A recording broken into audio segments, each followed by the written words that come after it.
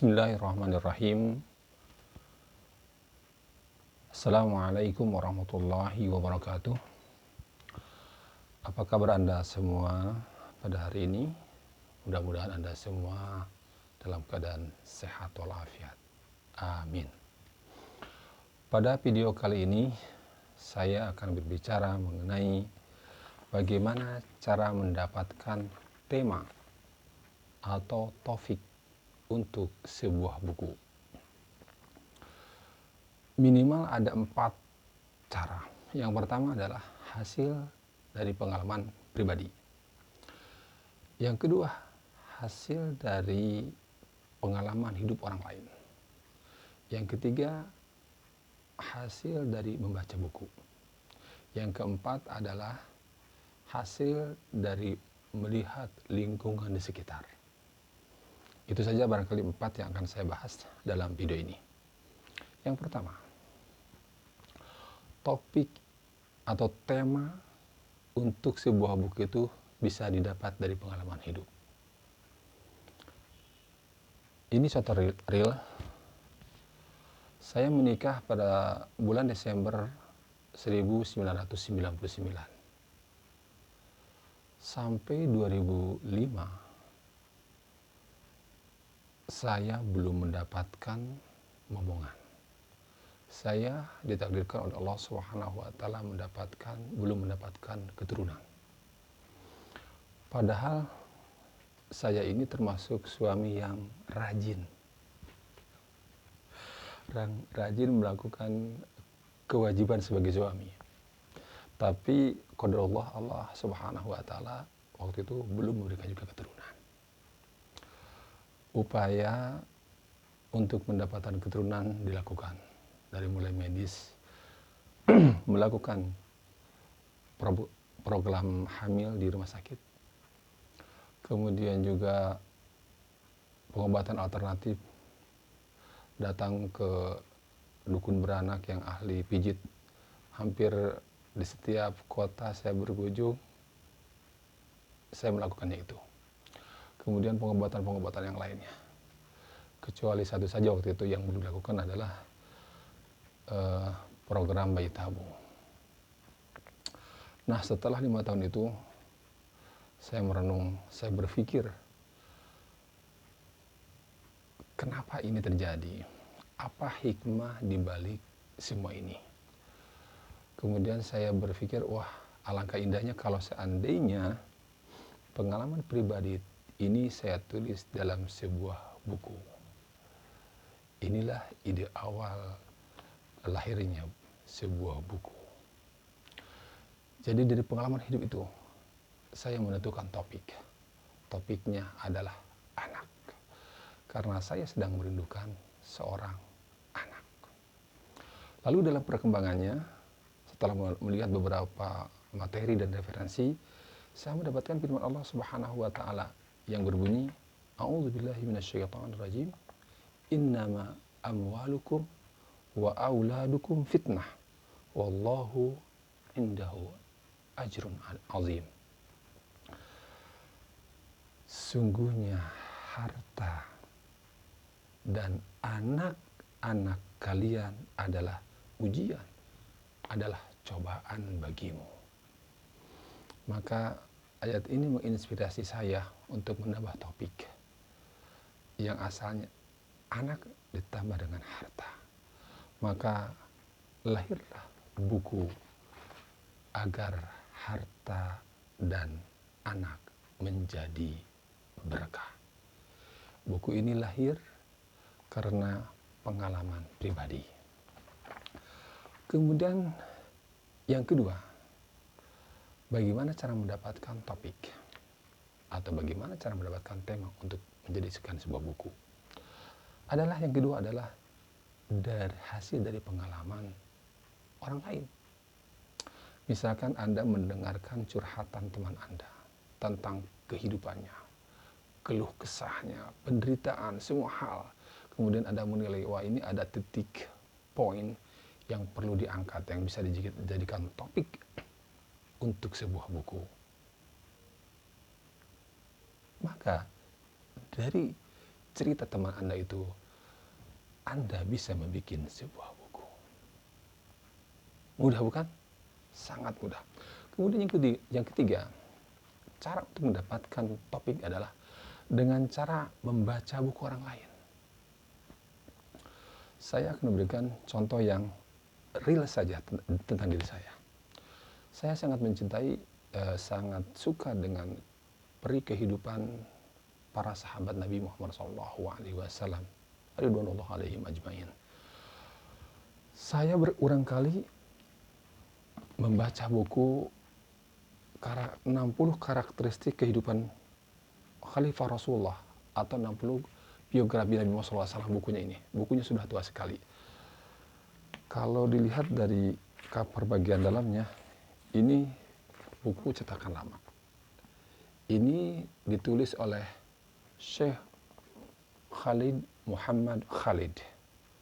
Judul aslinya Rijal Haular Rasul.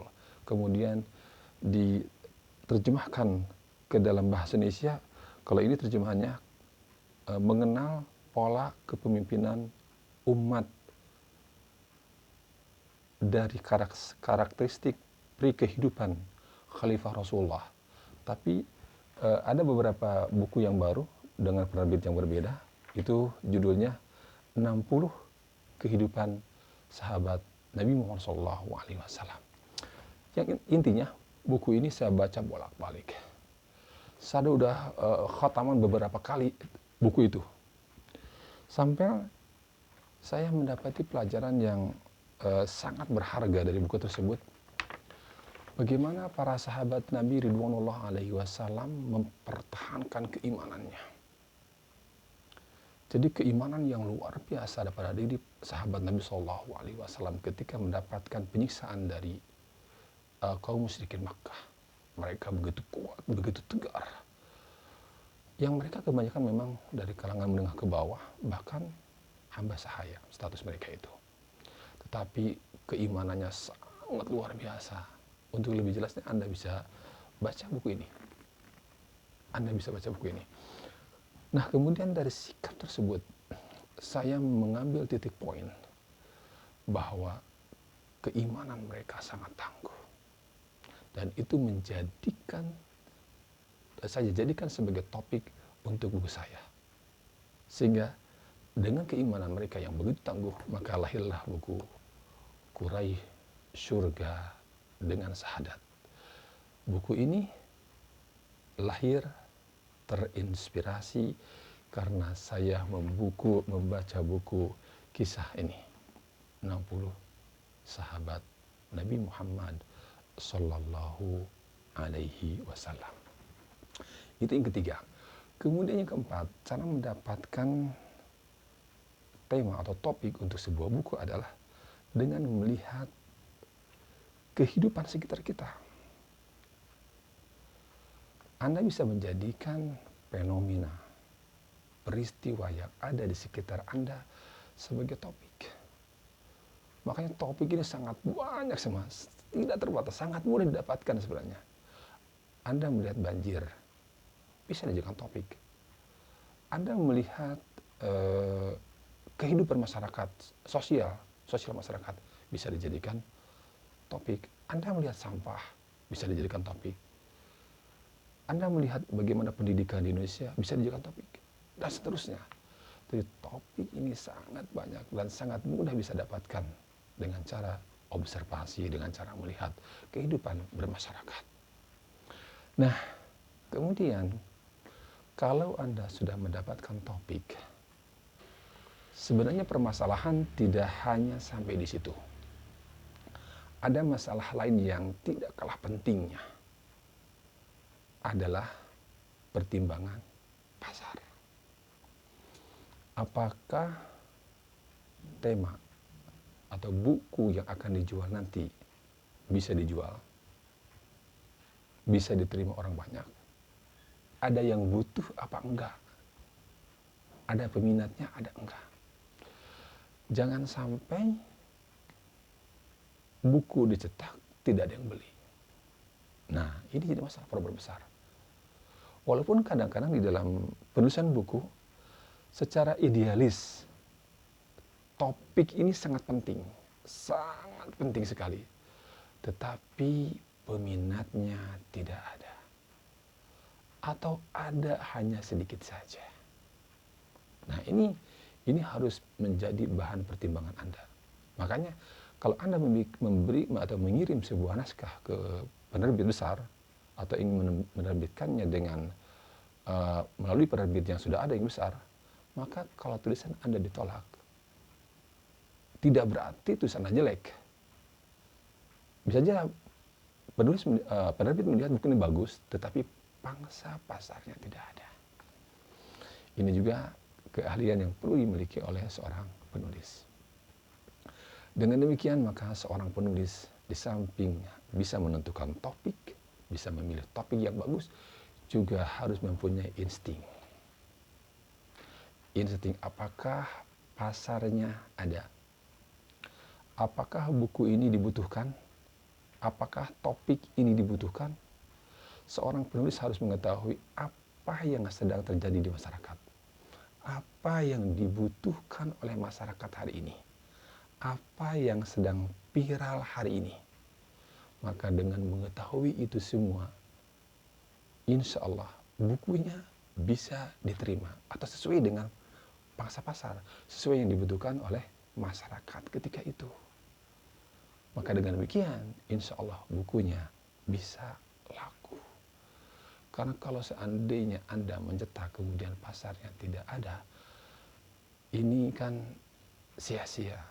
Ini kalau bahasa, ada yang mengatakan hanya ngabisin beras saja. Hanya ngabisin beras. Jadi sayang, waktu, tenaga, pikiran, dana keluar, tetapi ternyata tidak disambut oleh masyarakat, tidak disambut oleh pembeli. Nah, ini harus dihindari oleh kita semua. Teman-teman, banyak sekali sebenarnya cara bagaimana mendapatkan topik atau tema. Tetapi untuk pada kali ini saja yang bisa saya sampaikan. Mudah-mudahan bisa diambil manfaatnya dan hikmahnya. Sekian, Assalamualaikum warahmatullahi wabarakatuh.